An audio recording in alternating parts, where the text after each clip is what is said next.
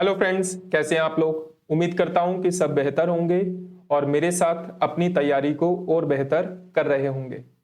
चलिए शुरुआत करते हैं आज के लेक्चर की। आज हम लोग पढ़ने वाले हैं भारत शासन अधिनियम 1919, गवर्नमेंट ऑफ इंडिया एक्ट 1919। इस टॉपिक में हम लोग तीन चीजों को कवर करेंगे। सबसे पहले गवर्नमेंट ऑफ इंडिया एक्ट 1919 की बैकग्राउंड को समझने की कोशिश करेंगे। आखिर में भारत शासन अधिनियम 1919 क्यों आया। अगर आप बैकग्राउंड को समझ पाएंगे तभी आप उसके की प्रोविजन यानी उस अधिनियम के प्रमुख प्रावधानों को समझ सकते हैं। और आखिरी में बात करेंगे प्रमुख तथ्यों के बारे में, यानी इस अधिनियम के बारे में आपको अन्य कौन सी बातों को एग्जाम के दृष्टिकोण से ध्यान में रखना है। चलिए शुरुआत करते हैं। सबसे पहले बात करते हैं बैकग्राउंड की।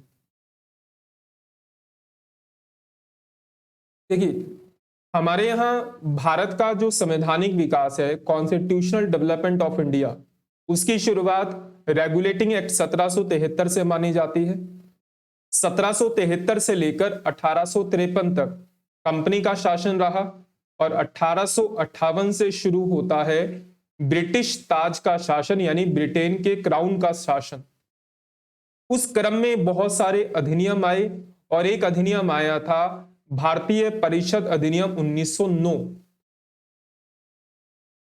1909 में भारतीयों को बहुत उम्मीद थी कि ब्रिटेन की सरकार भारतीयों को बहुत सारे अधिकार देगी, लेकिन उस अधिनियम ने यानी 1909 के अधिनियम ने भारतीयों के मन में एक निराशा उत्पन्न की और उस निराशा का परिणाम गवर्नमेंट ऑफ इंडिया एक्ट 1919 को माना जाता है। इसी दौरान मुसलमानों के मन में भी निराशा का भाव आया। जो बंगाल विभाजन किया गया था 1911 में, बंगाल विभाजन को रद्द कर दिया गया और 1912-13 में बाल्कन युद्ध होता है, जहां पर ब्रिटेन की सरकार का मुसलमानों के प्रति एक नकारात्मक रुख रहा। वहीं 1911-13 में इटली और तुर्की के बीच हो रहे युद्ध में ब्रिटेन की सरकार ने मुसलमानों के साथ विश्वासघात किया, तो मुसलमानों के मन में भी ब्रिटेन की सरकार के प्रति एक निराशा का भाव था। इसी दौरान 1914-18 में फर्स्ट वर्ल्ड वॉर, विश्व का पहला युद्ध शुरू हो जाता है, प्रथम विश्व युद्ध। और इस युद्ध में कहा गया था कि अगर भारतीय ब्रिटेन का सहयोग करेंगे तो युद्ध के पश्चात हम भारतीयों के लिए बहुत कुछ करेंगे। लेकिन जैसे ही युद्ध समाप्त होता है, ब्रिटेन की सरकार ने कोई दिलचस्पी नहीं दिखाई। इसी समय 1916 में लखनऊ अधिवेशन हुआ, जिसकी अध्यक्षता अंबिका चरण मजूमदार ने की। और इस अधिवेशन में बहुत सारे मांग की गई कि ब्रिटेन की सरकार आने वाले कानून में भारतीयों को बहुत सारे अधिकार दे। और आगे चलकर इसी समय होम रूल आंदोलन होता है 1916 में। होम रूल आंदोलन का उद्देश्य कभी भी स्वतंत्रता नहीं था, वो सेल्फ गवर्नमेंट चाहते थे, स्वशासन चाहते थे। एनी बेसेंट और तिलक के नेतृत्व में होम रूल आंदोलन को शुरू किया गया, जहां पर उन्होंने ब्रिटेन की सरकार से स्वशासन की मांग की, सेल्फ गवर्नमेंट की मांग की। जब भी कोई अधिनियम आता था, अधिनियम के पीछे एक बहुत बड़ा बैकग्राउंड रहता है।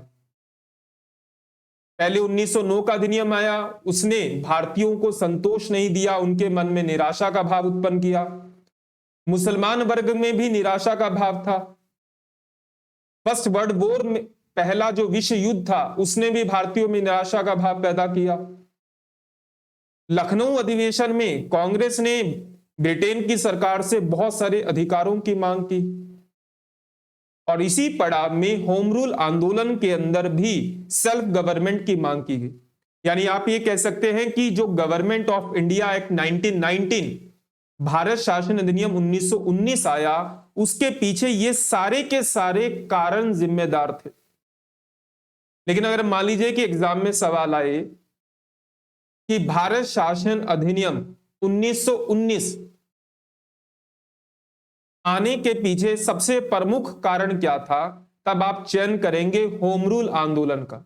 ये सारे कारण थे, लेकिन जो सबसे बड़ा तात्कालिक कारण था, जो मेन कारण था, वो था होम रूल आंदोलन, जो कि बाल गंगाधर तिलक और एनी बेसेंट के नेतृत्व में भारत में चलाया जा रहा था, जहां पर उन्होंने ब्रिटेन की सरकार से सेल्फ गवर्नमेंट की मांग की थी। तो सबसे मेन कारण क्या है? होम रूल आंदोलन। अगर सवाल इस तरीके से पूछा जाए कि 1919 अधिनियम का मुख्य कारण क्या था, तो होम रूल आंदोलन। ये सभी कारण थे, लेकिन मेन कारण होम रूल आंदोलन को माना जाता है। तो उसी क्रम में इसे इस तरीके से भी बताया जाता है कि होम रूल आंदोलन ने मॉन्टेग्यू घोषणा को जन्म दिया। मॉन्टेग्यू घोषणा के आधार पर एक ब्रिटेन की सरकार ने मॉन्टफोर्ड की अध्यक्षता में एक समिति का गठन किया और उनकी रिपोर्ट को कहा जाता है मॉन्टफोर्ड रिपोर्ट।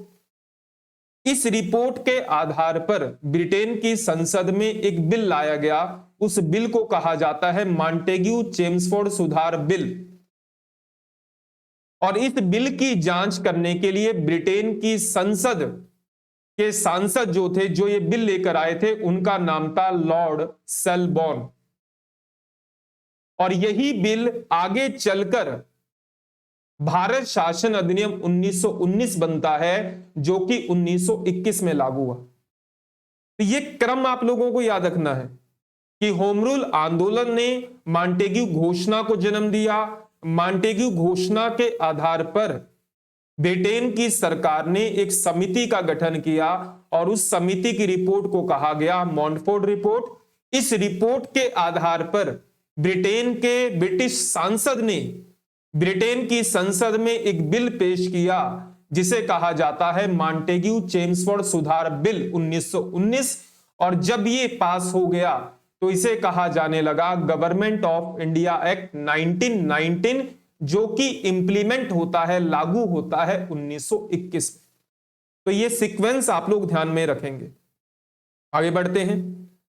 तो कुल मिलाकर तीन चीजें, होम रूल आंदोलन ने मॉन्टेग्यू घोषणा को जन्म दिया और मॉन्टेग्यू घोषणा ने गवर्नमेंट ऑफ इंडिया एक्ट 1919 को जन्म दिया।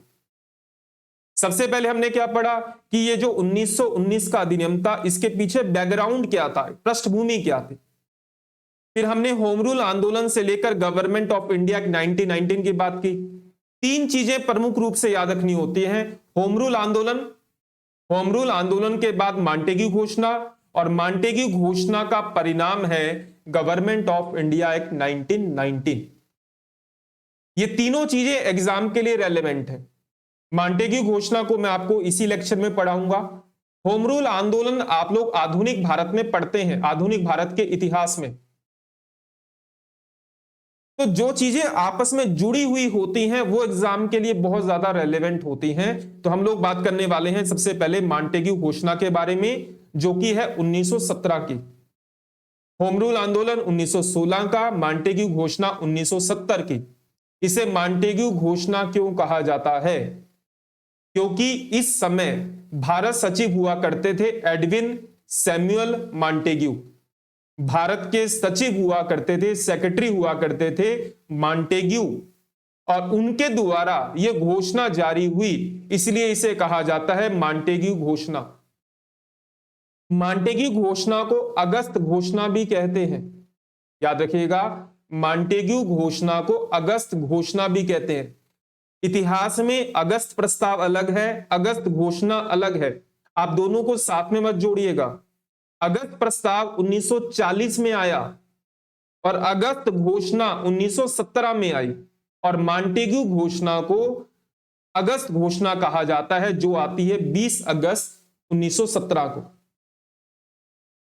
अगर एक लाइन में बताना हो कि मॉन्टेग्यू डिक्लेरेशन या अगस्त डिक्लेरेशन क्या है, to establish a progressively responsible government in India, Bharat में एक क्रमिक उत्तरदायी सरकार की स्थापना करना इस घोषणा का प्रमुख उद्देश्य था। अब समझिए कि 1909 के अधिनियम से भारतीयों के मन में निराशा है, प्रथम विश्व युद्ध के बाद भारतीयों के मन में निराशा है, मुसलमानों के मन में निराशा है। होम रूल आंदोलन में वो सेल्फ गवर्नमेंट की मांग कर रहे हैं।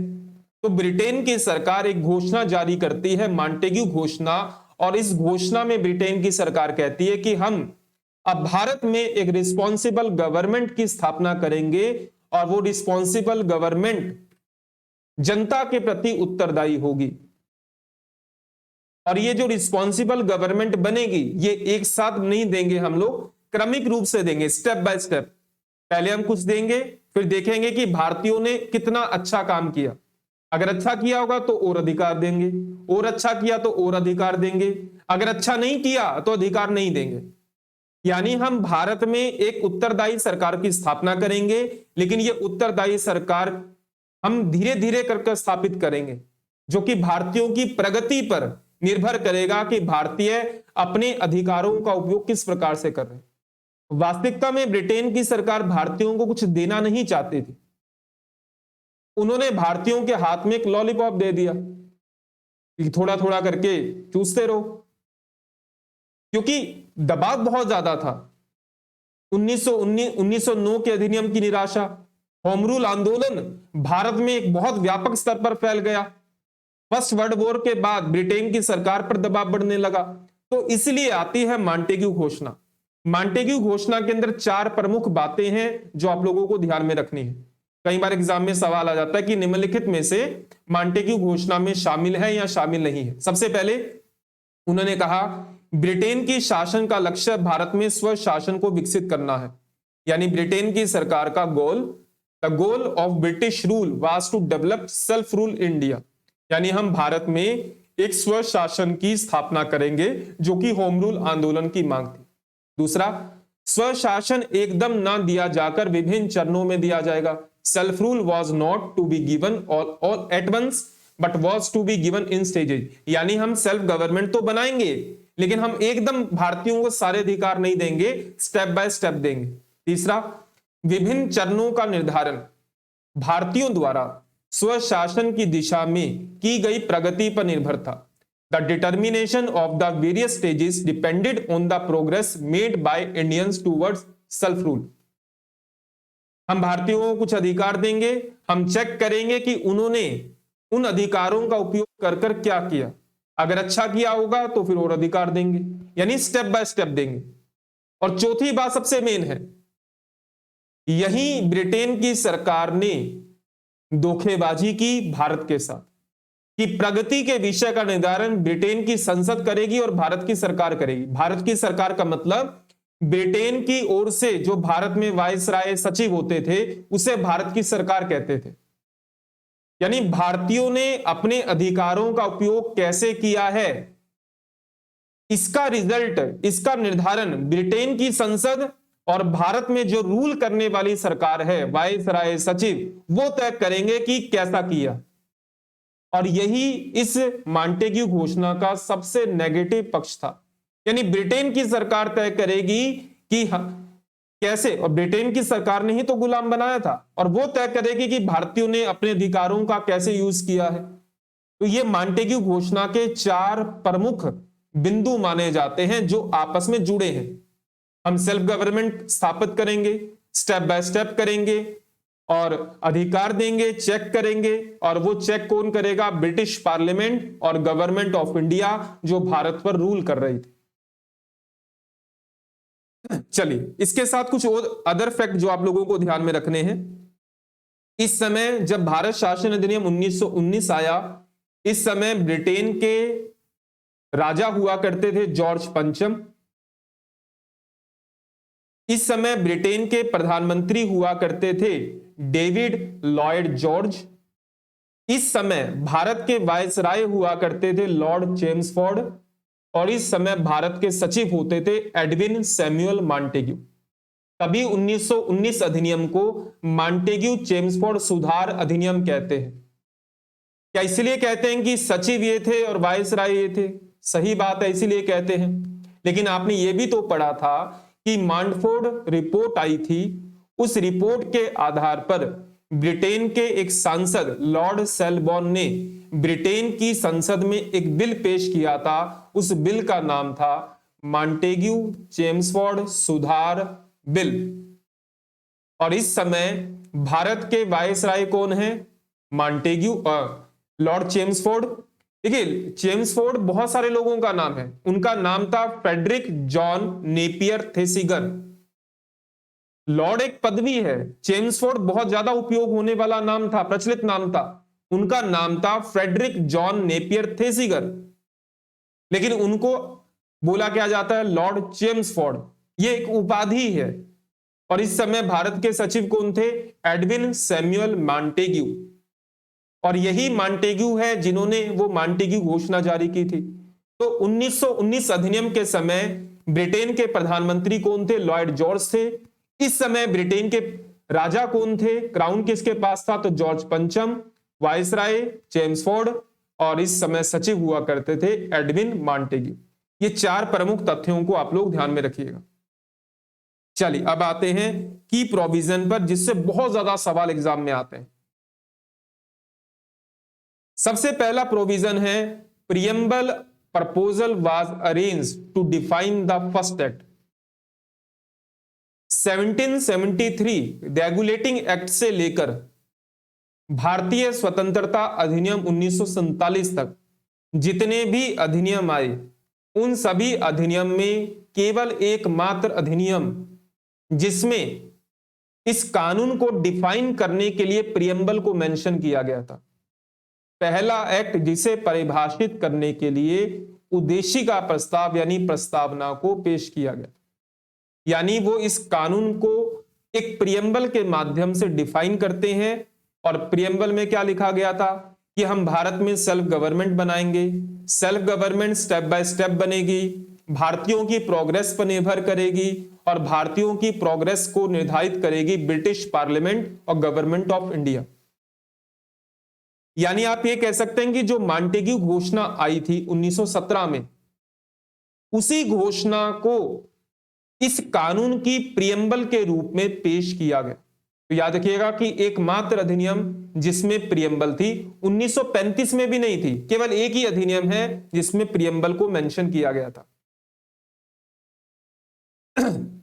Devaluation of legislative power by the centre to the provinces. For the first time, diarchy was established in the provinces. Leon Curtis is considered the father of diarchy.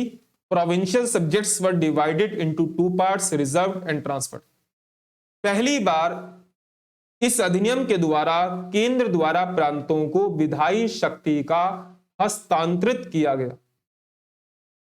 देखिए, अगर आपसे पूछा जाए कि division of power between centre and state, केंद्र और राज्यों के बीच में शक्तियों का विभाजन, तब उत्तर आएगा गवर्नमेंट ऑफ इंडिया एक्ट 1935, भारत शासन अधिनियम 1935। लेकिन जब आपसे पूछा जाए कि devaluation of legislative power by the centre to the provinces, केंद्र के द्वारा प्रांतों को कुछ कानून बनाने की शक्तियों को हस्तांतरित किया गया, डिवैल्यूएशन किया गया। डिवीजन ऑफ पावर अलग होता है, डिवैल्यूएशन ऑफ पावर अलग होता है। डिवैल्यूएशन ऑफ पावर 1919 के एक्ट की विशेषता है, जबकि डिवीजन ऑफ पावर 1935 के अधिनियम की विशेषता है। याद रखिएगा कि पहली बार केंद्र के द्वारा प्रांतों को कुछ कानून बनाने का अधिकार दिया गया, और इस व्यवस्था को कहते हैं कि प्रांतों में द्वैध शासन लागू हुआ। अब वो द्वैध शासन क्या होता है ये तो आप लोग पढ़ेंगे आगे, लेकिन इसके साथ इस बात को भी याद रखिएगा कि अगर आपसे पूछा जाए कि द्वैध शासन का जनक किसे कहा जाता है, तो द्वैध शासन का जनक लियोनेल कार्टिस को कहा जाता है। अब प्रांतों में द्वैध शासन क्या है, इसको समझना है कि केंद्र के द्वारा प्रांतों को कुछ कानून बनाने का अधिकार दिया गया, लेकिन जो प्रांतों को अधिकार दिया गया उसको दो भागों में बांट दिया गया। एक को कहा गया आरक्षित विषय और दूसरे को कहा गया हस्तांतरित विषय। ये डायग्राम के माध्यम से, फ्लो चार्ट के माध्यम से आप चीजों को समझिए। भारत शासन यानी government of India, government of India का मतलब ब्रिटेन की सरकार जो भारत पर रूल करती है, यानी वायसराय और भारत सचिव के माध्यम से चलाई जाने वाली सरकार को भारत में उस समय गवर्नमेंट ऑफ इंडिया कहा जाता था। गवर्नमेंट ऑफ इंडिया के अंदर दो प्रकार के विषय बांटे गए, प्रांतीय विषय और केंद्रीय विषय। प्रांतों को जो विषय दिए गए, यानी पहली बार केंद्र के द्वारा प्रांतों को कानून बनाने का अधिकार दिया गया, लेकिन जो अधिकार दिया गया उसको दो भागों में बांट दिया। यानी जो प्रांतों को जिन विषयों पर कानून बनाने का अधिकार मिला था उसे दो भागों में बांटा गया, आरक्षित और हस्तांतरित, रिजर्व और ट्रांसफर। तो सबसे पहले आपसे पूछा जाए कि केंद्र के द्वारा प्रांतों को विधायी शक्ति का हस्तांतरण, devaluation of power by the centre to the provinces, तो ये भारत शासन अधिनियम 19 की विशेषता है। पहली बार केंद्र के द्वारा प्रांतों को कुछ कानून बनाने का अधिकार दिया गया। दूसरा, जो अधिकार प्रांतों को मिला, प्रोविंसेस को मिला, उसको दो भागों में बांटा गया, रिजर्व और ट्रांसफर। इसको कहते हैं प्रांतों में द्वैध शासन, प्रांतों में दोहरा शासन। अभी वर्तमान में ऐसा नहीं है। जब हम कहते हैं कि राज्य सूची के विषयों पर राज्य कानून बनाता है तो राज्य कानून बनाता है। अब ऐसा नहीं कि कुछ विषय अलग है, कुछ विषय अलग है। स्टेट लिस्ट पर लॉ बनाने का अधिकार स्टेट गवर्नमेंट को है, लेकिन उन्होंने क्या किया कि प्रांतों को कानून बनाने का अधिकार तो दिया, लेकिन उसमें गेम खेल दिया। प्रांतों को जो कानून बनाने का अधिकार मिला उसको दो टुकड़ों में बांट दिया, एक को कहा आरक्षित और दूसरे को कहा हस्तांतरित। ये क्या है, इसको समझते हैं। The Governor General of in the Council had authority over the subject included in the central list। जो केंद्र सरकार के पास विषय थे वो भारत के वायसराय जब वो कानून बनाता था उसे गवर्नर जनरल कहते थे। देखिए, आपने पढ़ा होगा कि 1858 के अधिनियम के द्वारा गवर्नर जनरल को वायसराय कहा जाने लगा। देखिए, जब वह व्यक्ति देशी रियासतों के मुखिया के रूप में काम करता था तो उसे वायसराय कहते थे, और जब वो कानून बनाने का काम करता था तो उसे गवर्नर जनरल कहते थे। तो जो केंद्र सरकार के कानून बनाने के विषय थे वो गवर्नर जनरल के पास थे, यानी वायसराय के पास थे, और उसकी सहायता करने के लिए बहुत सारे मंत्री हुआ करते जिन्हें वो गवर्नर जनरल की परिषद कहते थे। और ये कौन से विषय थे? ऐसे विषय जो नेशनल इंपॉर्टेंस के हैं, ऐसे विषय जो एक से ज्यादा प्रोविंसेस, एक से अधिक प्रांतों से संबंधित हैं। हुआ क्या, केंद्र के द्वारा प्रांतों को कानून बनाने की शक्ति दी गई, तो जो केंद्र के पास कानून बनाने की शक्ति थी उस पर अधिकार किसका था? गवर्नर जनरल और उसकी काउंसिल का। और वो कौन से मामले थे? जो नेशनल इंपॉर्टेंस के मामले हैं, एक से अधिक प्रांतों से जुड़े हैं। अब आते हैं वो कौन से मामले थे जो प्रांतीय मामले थे। चार भागों में बांटकर पढ़ेंगे। प्रांतीय विषयों को दो भागों में बांटा, केंद्रीय विषय, प्रांतीय विषय। सेंटर के जो विषय हैं उन पर कानून बनाने का अधिकार किसके पास है? गवर्नर जनरल और उसकी काउंसिल के पास। अब सवाल यह है कि जो प्रांतों के जो प्रोविंसेस थे उनको जो कानून बनाने का अधिकार मिला वो किसके पास था? तो उन्होंने क्या किया कि प्रांतीय विषयों को दो भागों में बांटा, रिजर्व और ट्रांसफर। आरक्षित विषय का मतलब वित्त, फाइनेंस, डिफेंस, कम्युनिकेशन। ट्रांसफर विषयों का मतलब एजुकेशन, हेल्थ, एग्रीकल्चर। आरक्षित विषयों का मतलब क्या है? रिजर्व का मतलब क्या? प्रत्येक प्रांत में एक गवर्नर होता था, जैसे प्रत्येक राज्य में राज्यपाल होता है। उस समय राज्यों को प्रांत कहा जाता था, और वर्तमान में जिसे हम राज्यपाल कहते हैं उसे वो गवर्नर कहते थे। पहले राज्यों को प्रांत कहा जाता था, प्रोविंसेस कहा जाता था, और जिसे हम वर्तमान में राज्यपाल कहते हैं उसे इंग्लिश में गवर्नर कहते हैं, उस समय गवर्नर कहते थे।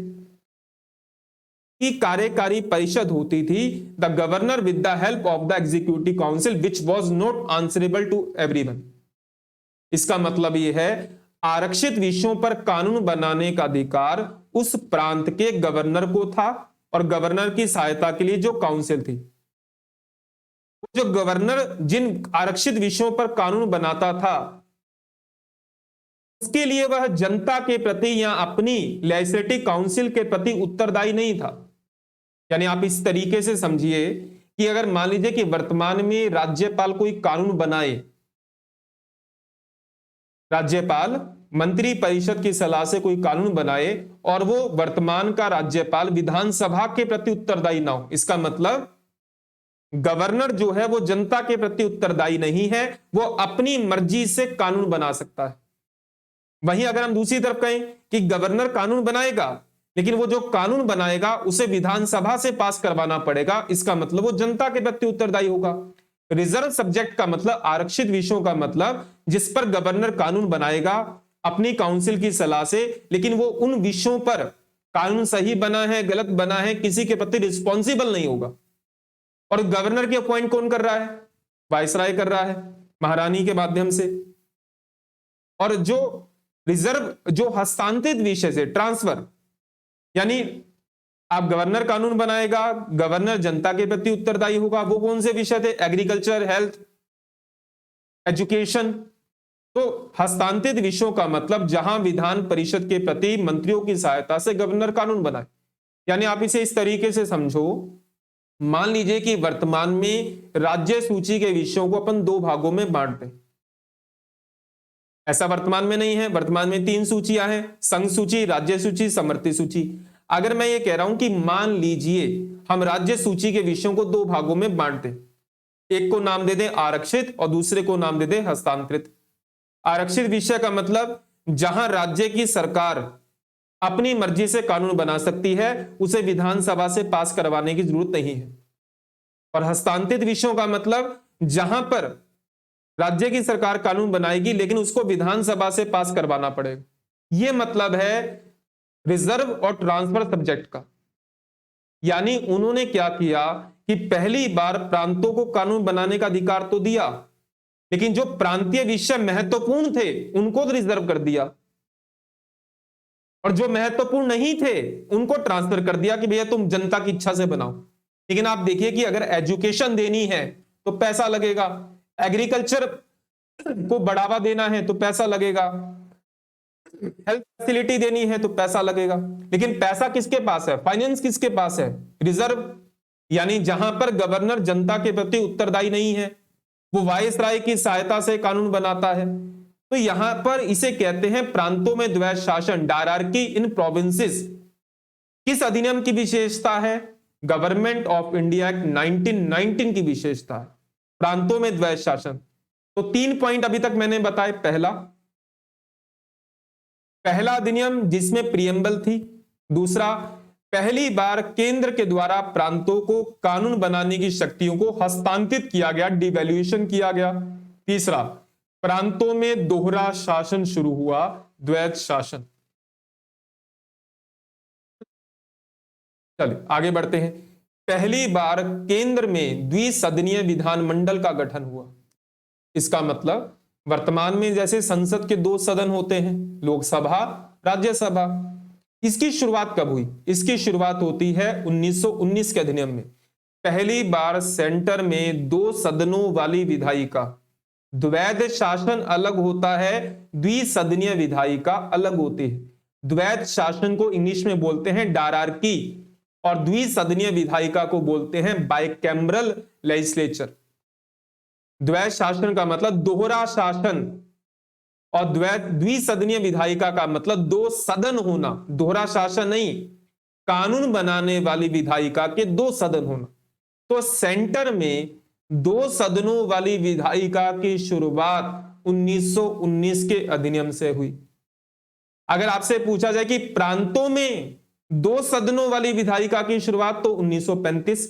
केंद्र में 2 सदनों वाली 1919, प्रांतों में 2 सदन वाली व्यवस्था 1935। प्रांतों में डायरार्की 1919, लेकिन सेंटर में डायरार्की, केंद्र में द्वैध शासन 1935। तो दोनों प्रोविजन याद रखिएगा। और उसके क्या नाम थे? एक को कहा जाता था राज्य परिषद और दूसरे को कहा जाता था विधानसभा। वर्तमान में राज्य की विधायिका को विधानसभा कहते हैं, लेकिन उस समय लोकसभा का नाम होता था विधानसभा और राज्यसभा का नाम होता था राज्य परिषद। याद रखिएगा कि सेंटर में 2 सदन वाली विधायिका की शुरुआत 1919 में हुई। उस समय उनके नाम होते थे राज्य परिषद और विधानसभा। वर्तमान में विधानसभा स्टेट में होता है, सेंटर में उसको लोकसभा कहते हैं। लेकिन उस समय सेंटर में उसे विधानसभा कहते थे, जिसे वर्तमान में लोकसभा कहते हैं, और राज्यसभा को उस समय राज्य परिषद कहते थे। इस तरीके से समझो। केंद्र में विधायिका के 2 सदन, विधानसभा यानी लोकसभा 145 मेंबर होंगे। दूसरा सदन जिसे वर्तमान में राज्यसभा कहते हैं, उस समय केंद्र में उसको राज्य परिषद कहते थे। विधानसभा में 104 लोग निर्वाचित होंगे, जनता के द्वारा चुने जाएंगे। 41 लोग नॉमिनेटेड होंगे। जैसे वर्तमान में अब तो लोकसभा में कोई नॉमिनेट नहीं होता, पहले यह कहा गया था कि लोकसभा में 543 लोग जनता के द्वारा चुने जाएंगे, 2 नॉमिनेट होंगे। वो 2 कौन थे? Anglo Indian. वो प्रोविजन हमने अब हटा दिया है। लेकिन सेंटर में जो 2 सदन की विधायिका शुरू हुई 1919 में, उसमें लोकसभा की जगह उसे विधानसभा कहते थे, जिसकी सीटों की संख्या 145 थी। 104 जनता चुनती थी, 41 वायसराय के द्वारा नॉमिनेट होते थे। राज्य परिषद में 33 लोग निर्वाचित होंगे और 27 लोग नॉमिनेट होंगे। और यहां पे देखिए 104 सीटों में जनरल के पास 52, मुस्लिम के पास 30, यूरोपियों के पास 9, जमींदारों के पास 7, कॉमर्स वाणिज्य के पास 4, सिखों के पास 2।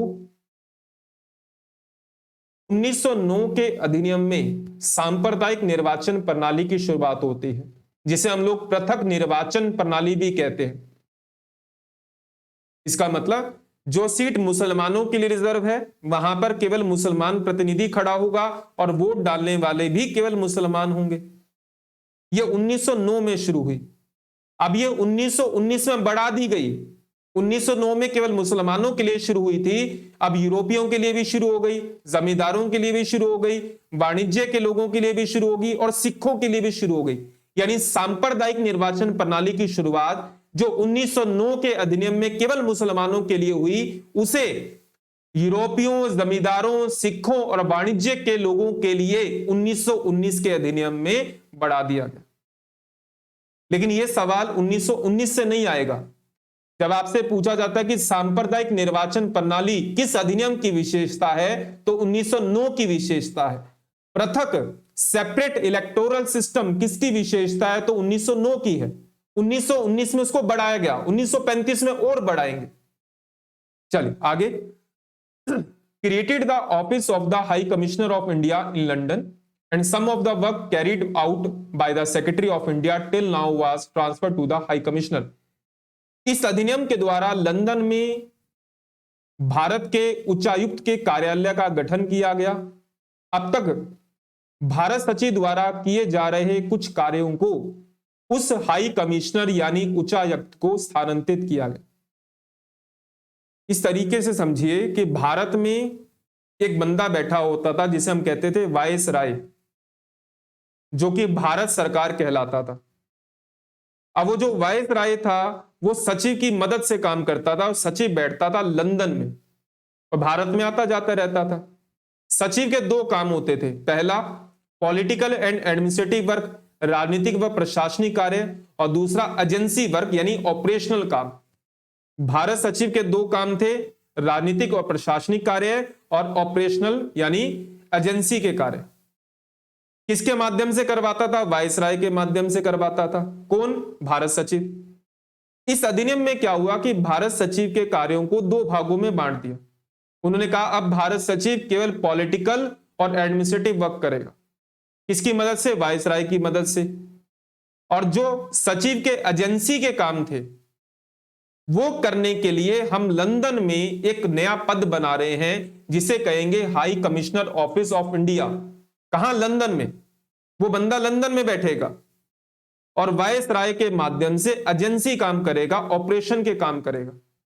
तो भारत सचिव के 2 काम थे, राजनीतिक और प्रशासनिक कार्य और ऑपरेशनल कार्य। उसमें से ऑपरेशनल कार्य सचिव से ले लिए और वो किसको दे दिए? एक नया पद बनाया गया लंदन में, हाई कमिश्नर ऑफिस। तो पॉलिटिकल एडमिनिस्ट्रेटिव वर्क किसका काम है? सचिव का, वायसराय के माध्यम से करवाएगा। ऑपरेशनल काम किसका है? हाई कमिश्नर ऑफिस का, वो भी किसके माध्यम से करवाएगा? वायसराय के माध्यम से करवाएगा। इसलिए कहते हैं कि 1919 अधिनियम के द्वारा लंदन में भारत के उच्चायुक्त कार्यालय की स्थापना की गई। पहली बार केंद्रीय बजट को राज्य के बजट से अलग किया गया। यानी इस अधिनियम के द्वारा राज्यों को अपना यानी प्रांतों को अपना बजट बनाने का अधिकार मिला।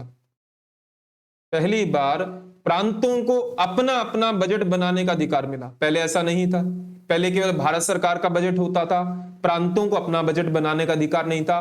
तो पहली बार 1919 अधिनियम में प्रांतों को अपना बजट बनाने का अधिकार मिला। भारत का पहला बजट जेम्स विल्सन ने पेश किया था ब्रिटेन की संसद में। 1919 अधिनियम के द्वारा केंद्र के बजट को राज्यों के बजट से अलग किया गया। वर्तमान में भी प्रत्येक राज्य सरकार अपना अपना बजट बनाती है आर्टिकल 202 के तहत। केंद्र सरकार अपना बजट बनाती है आर्टिकल 112 के तहत। हमारे संविधान में बजट शब्द का उपयोग नहीं है। एनुअल फाइनेंशियल स्टेटमेंट, वार्षिक वित्तीय विवरण, केंद्र का 112 में और राज्यों का 202 में। लेकिन ये जो केंद्र का बजट अलग होगा, स्टेट का बजट अलग होगा, इसकी शुरुआत हुई 1919 अधिनियम। 1921 में ब्रिटेन की सरकार ने कमेटी बनाई थी, ऑकवर्थ कमेटी। उसने कहा कि भारत सरकार का जो बजट है उसमें रेल बजट अलग होगा, आम बजट अलग होगा। यानी रेलवे मिनिस्ट्री का बजट अलग होगा, रेलवे मंत्रालय को छोड़कर सारे मंत्रालयों का बजट अलग होगा। 1921 से लेकर 2017 तक भारत सरकार संसद में दो बजट पेश करती थी, आम बजट और रेलवे बजट। लेकिन 2018 में वापस से आम बजट और रेलवे बजट को एक कर दिया। अब सिर्फ कहते हैं भारत का बजट जो कि संसद में पेश होता है और राज्यों के बजट राज्यों में आते हैं। तो राज्यों में बजट पेश करने की प्रथा 1919 के अधिनियम से शुरू हुई। इस अधिनियम ने पहली बार प्रत्यक्ष चुनाव की व्यवस्था की।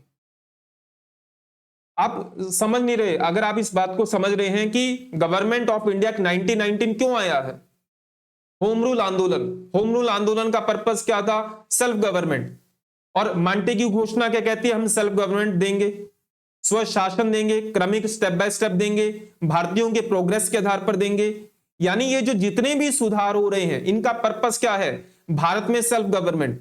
प्रांतों को पहली बार कानून बनाने का अधिकार मिला, प्रांतों को अपना बजट पेश करने का अधिकार मिला, भारत में पहली बार डायरेक्ट इलेक्शन सिस्टम आया और 1919 अधिनियम के द्वारा जो चुनाव व्यवस्था आई उसके तहत चुनाव 1920 में हुए, 1923 में, 1926, 1930, 1934 और यहां तक कि 1945।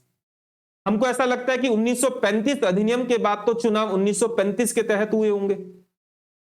एक चुनाव हुए थे 1937 में, वो 1935 अधिनियम के तहत हुए थे। लेकिन जो 1945 का चुनाव हुए थे प्रांतों में वो 1919 अधिनियम के तहत हुए थे। 20 समझ में आता है, 23 समझ में आता है, 26, 30, 34। 1935 अधिनियम के तहत केवल एक चुनाव हुआ 1937 में। 1945 में जो आम चुनाव हुए प्रांतीय चुनाव वो 1919 अधिनियम के तहत हुए थे और डायरेक्ट इलेक्शन सिस्टम की शुरुआत 1919 से हुई। ये मैंने आपको बता ही दिया था कि सिखों, एंग्लो इंडियन, यूरोपीय लोगों के लिए अलग निर्वाचक मंडल की शुरुआत हुई। यानी जहां से कोई सिख उम्मीदवार चुनाव लड़ेगा उसे वोट केवल सिख जनता के द्वारा डाला जाएगा, जो कि 1909 में शुरू हुआ मुसलमानों के लिए, उसे 1919 में एक्सटेंड किया गया। पहली बार संपत्ति के आधार पर, कर के आधार पर, शिक्षा के आधार पर कुछ सीमित लोगों को वोट डालने का अधिकार मिला। पहली बार इस अधिनियम में महिलाओं को वोट डालने का अधिकार मिला। सारी महिलाओं को नहीं, कुछ महिलाओं को, जो पढ़ी लिखी थी, जो टैक्स देती थी, जिनके पास प्रॉपर्टी थी, कुछ महिलाओं को पहली बार वोट डालने का अधिकार मिला। और इसके साथ वायसराय की कार्यकारी परिषद में 3 भारतीयों को शामिल करने की बात इस अधिनियम में कही गई। वायसराय, उसकी सहायता के लिए एक लेजिस्लेटिव काउंसिल थी और एक एग्जीक्यूटिव काउंसिल थी। एग्जीक्यूटिव काउंसिल का मतलब मंत्री परिषद, उसमें 3 भारतीयों को शामिल करने की बात कही। और जो वायसराय की लेजिस्लेटिव काउंसिल थी उसके 2 सदन बन गए, यानी केंद्र में 2 सदनों वाली विधायिका। इस अधिनियम की एक और प्रमुख विशेषता थी कि इस अधिनियम में यह कहा गया कि भारत में सिविल सेवाओं की भर्ती के लिए एक लोक सेवा आयोग बनेगा। वर्तमान में एक यूनियन पब्लिक सर्विस कमीशन है, संघ लोक सेवा आयोग, जो सेंटर की सारी भर्तियों के एग्जाम करवाता है, ग्रुप ए बी की। प्रत्येक राज्य का अपना एक लोक सेवा आयोग है। तो पहली बार गवर्नमेंट ऑफ इंडिया एक्ट 1919 में कहा गया कि हम एक पब्लिक सर्विस कमीशन का गठन करेंगे जो सेंटर और स्टेट दोनों के एग्जाम कंडक्ट करवाएगा। इस अधिनियम में 1919 में 1919 के इस प्रावधान का गठन मूल्यांकन करने के लिए सरकार ने 1923 में एक आयोग का गठन किया और उस आयोग के अध्यक्ष लॉर्ड विस्काउंट ली, और इस आयोग को ली आयोग कहते हैं, और इस आयोग को रॉयल कमीशन कहते हैं क्योंकि ब्रिटेन की महारानी के द्वारा इस आयोग का गठन हुआ, तो इसलिए इसे रॉयल आयोग भी कहते हैं। क्यों ली कमीशन क्यों बना?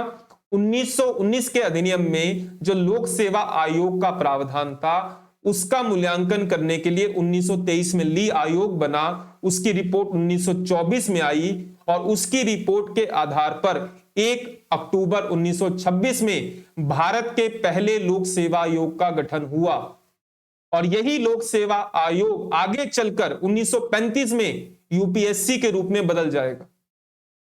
1935 अधिनियम के तहत यह कहा गया कि एक फेडरल पब्लिक सर्विस कमीशन होगा, प्रत्येक स्टेट का अपना स्टेट पीएससी होगा और ज्वाइंट पब्लिक सर्विस कमीशन होगा। तो ये जो 1926 में पब्लिक सर्विस कमीशन बना था, ये 1937 में फेडरल पब्लिक सर्विस कमीशन बन गया, संघीय लोक सेवा आयोग, और आजादी के बाद बन गया UPSC, union public service commission, और प्रत्येक स्टेट का अपना अपना बन गया। लेकिन जब यह बना था 1926 में, तो ये सेंटर और स्टेट दोनों के एग्जाम करवाता था। इस आयोग में एक अध्यक्ष और 5 सदस्यों का प्रावधान था, और इस आयोग के पहले अध्यक्ष बने सर रॉस पार्कर। यह 1919 अधिनियम की विशेषता है। इसके अलावा इस अधिनियम में महालेखा परीक्षक पद को वैधानिक दर्जा दिया गया। वर्तमान में सीएजी जो आर्टिकल 148 में पद दिया गया है, कंट्रोलर एंड ऑडिटर जनरल, उस पद को इस अधिनियम के द्वारा कानूनी दर्जा मिला। इस अधिनियम में लोक लेखा समिति का प्रावधान किया गया। लोक लेखा समिति एक पार्लियामेंट की सबसे विशेष कमेटी है। सीएजी अपनी रिपोर्ट पार्लियामेंट में रखता है, पार्लियामेंट में सीएजी की रिपोर्ट की जांच करती है लोक लेखा समिति, पब्लिक अकाउंट कमेटी, जिसमें 15 सदस्य लोकसभा के, 7 सदस्य राज्यसभा के होते हैं, और इसका अध्यक्ष विरोधी दल का होता है। ये क्या करती है? सीएजी की रिपोर्ट की जांच करती है, और सीएजी लोक लेखा समिति को उसके कार्य में मदद करता है। इसलिए सीएजी को लोक लेखा समिति का मार्गदर्शक गाइड कहा जाता है। तो लोक लेखा समिति का प्रावधान भी इस अधिनियम की विशेषता है। और सबसे मेन बात यह कहा गया कि इस अधिनियम का मूल्यांकन करने के लिए हम 10 सालों के बाद एक आयोग बनाएंगे, और वो आयोग ये चेक करेगा कि हमने भारतीयों को जो अधिकार दिए इस अधिनियम में, उन्होंने इन अधिकारों का सही तरीके से उपयोग किया कि नहीं किया। उसके आधार पर फिर हम और अधिकार देंगे, अगर अच्छे से नहीं किया तो नहीं देंगे। तो इस अधिनियम की यह विशेषता थी। और इसी अधिनियम के तहत साइमन कमीशन बनता है 1927 में। बनना कब था? 1929 में। किन 1927 में बना साइमन कमीशन।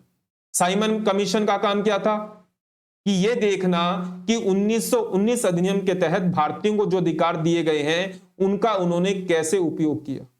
ये आप लोग पढ़ेंगे गवर्नमेंट ऑफ इंडिया एक्ट 1935। चलिए कुछ अन्य बातें, कुछ कथन हैं, जैसे एनी बेसेंट, उन्होंने कहा कि ये जो 1919 का अधिनियम है ये इंग्लैंड के प्रस्ताव के योग्य है, भारत को स्वीकार करने के लिए अयोग्य है। यानी जो 1919 का अधिनियम है ये इंग्लैंड स्वीकार कर सकता है, लेकिन भारतीय स्वीकार करने के योग्य नहीं है अभी, यानी भारत को स्वीकार करने के लिए अयोग्य है। हालांकि बाद में एनी बेसेंट इस अधिनियम का समर्थन करती हैं, लेकिन शुरुआत में उन्होंने कहा ये जो मॉन्टेग्यू घोषणा है ये इंग्लैंड तो स्वीकार कर सकता है लेकिन भारतीय स्वीकार नहीं करेंगे। बाल गंगाधर तिलक ने कहा कि मॉन्टेग्यू घोषणा को सूर्य विहीन उषा काल और एक धूप रही सुबह की संज्ञा दी, यानी सुबह हो गई है लेकिन सूर्य दादा नहीं आए हैं। यानी हम लोग चाह रहे थे कि सेल्फ गवर्नमेंट मिलेगा, हमें बहुत उम्मीद थी, तो 1919 का अधिनियम एक ऐसा अधिनियम है जो सुबह तो आई है भारतीयों के लिए, लेकिन उसके अंदर सूरज नहीं है, यानी बिना धूप के सुबह हुई है, यानी वो खुश नहीं थे।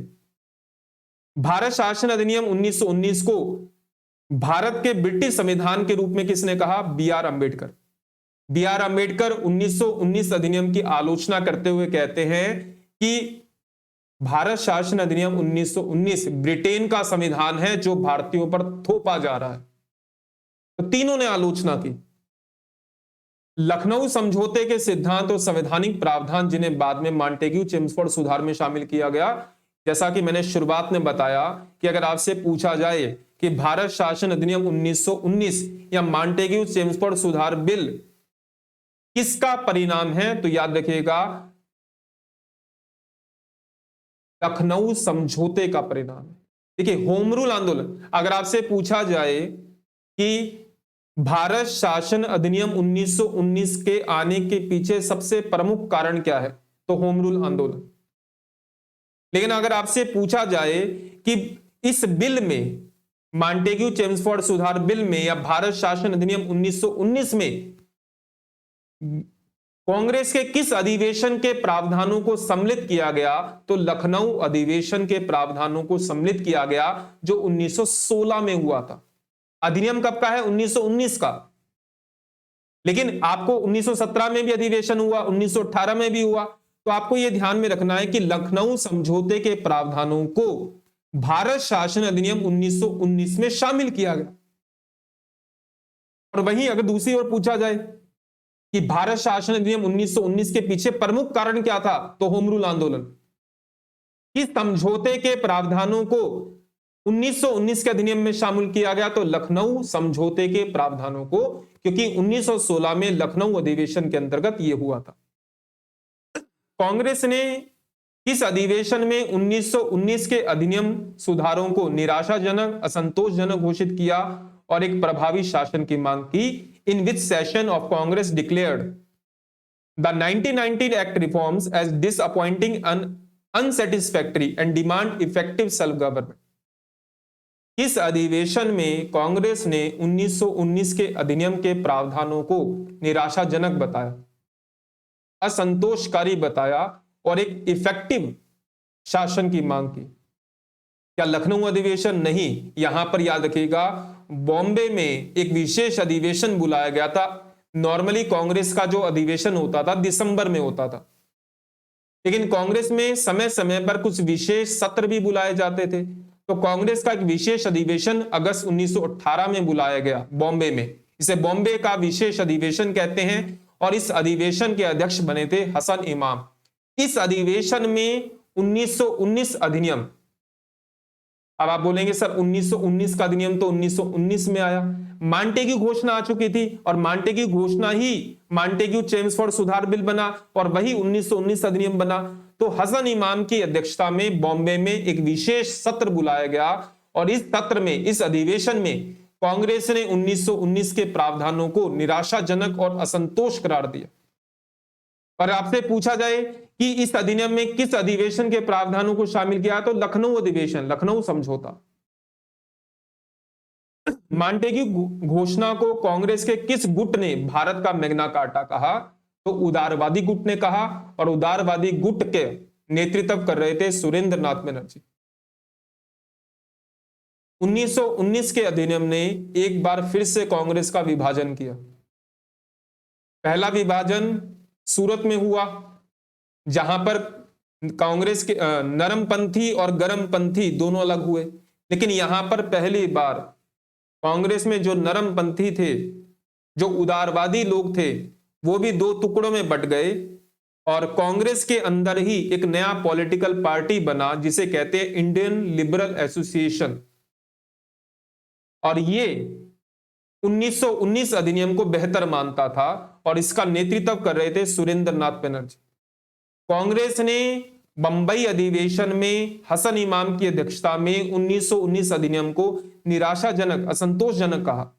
लेकिन कांग्रेस में कुछ लोग ऐसे थे जो इस अधिनियम के प्रावधानों का समर्थन कर रहे थे उन्होंने कांग्रेस के अंदर एक अलग गुट बनाया, एक अलग पॉलिटिकल पार्टी बनाई जिसे कहते हैं भारतीय उदारवाद संघ, और इसका नेतृत्व कर रहे थे सुरेंद्र नाथ बनर्जी। और उन्होंने 1919 अधिनियम को भारत का मैग्ना कार्टा कहा।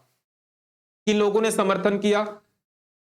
एनी बेसेंट ने समर्थन किया, जीएस खरपड़े, बिपिन चंद्र पाल, सुरेंद्र नाथ बनर्जी, तेज बहादुर सप्रू, इन सब ने 1919 अधिनियम को स्वीकार कर लिया। सरकार के साथ सहयोग करना चाहते थे। मदन मोहन मालवीय ने भी सुधारों का समर्थन किया, सब विरोध कर रहे थे।